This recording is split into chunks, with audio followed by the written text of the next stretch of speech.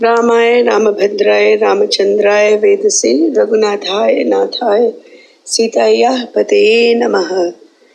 Bala chapter number 38. King Sagara. The recitation begins now. Here ended his tale, and Visvamitra took up another narrative. Rama, my son, there lived an ancestor of thine by name Sagara, a righteous ruler and a great hero, and Ayodhya was his capital. His heart yearned for a son, but in vain. Keshini, the eldest daughter of the ruler of Vidarbha, was his first wife, truthful of speech and righteous-minded, and Sumati, the fairest of the daughters of the earth, was the second wife, the child of Arishtanemi. He retired to the Bhrigu Prasravana among the Himalayas, and along with his wives performed stern tapas. 100 years passed over his resolute head, when Bhrigu, the best of those that speak truth, was pleased by his tapas, conferred upon him a boon. A mighty race shall spring out of thy loins, and thy glory shall be unparalleled on earth and undying. One son shalt thou have, through whom thy race shall continue on earth, and thy other wife shall give thee 60,000 sons.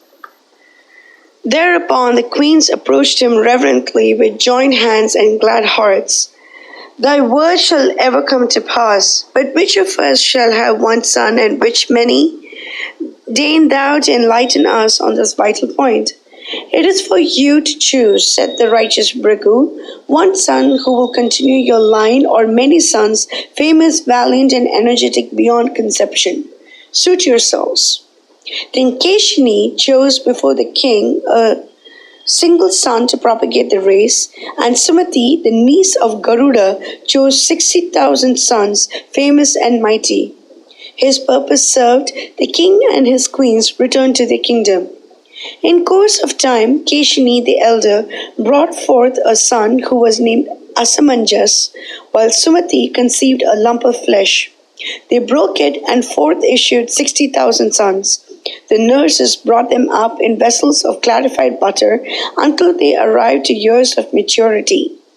The eldest son, Asamanjas, amused himself with throwing the children of the townsmen into the dark waters of the river Sarayu, and laughed at their dying agonies.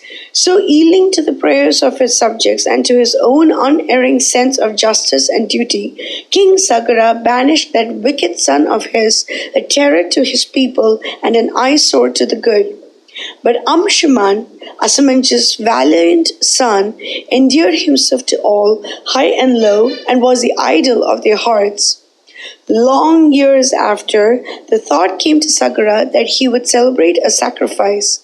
He consulted his priests and chaplains, well versed in Vedas, and set about the holy rite. Mangalam Koshlendraya, Mahaniya Gunabdiye, Chakravarti Dhanurjaya, Sarva Bhaumaya Mangalam.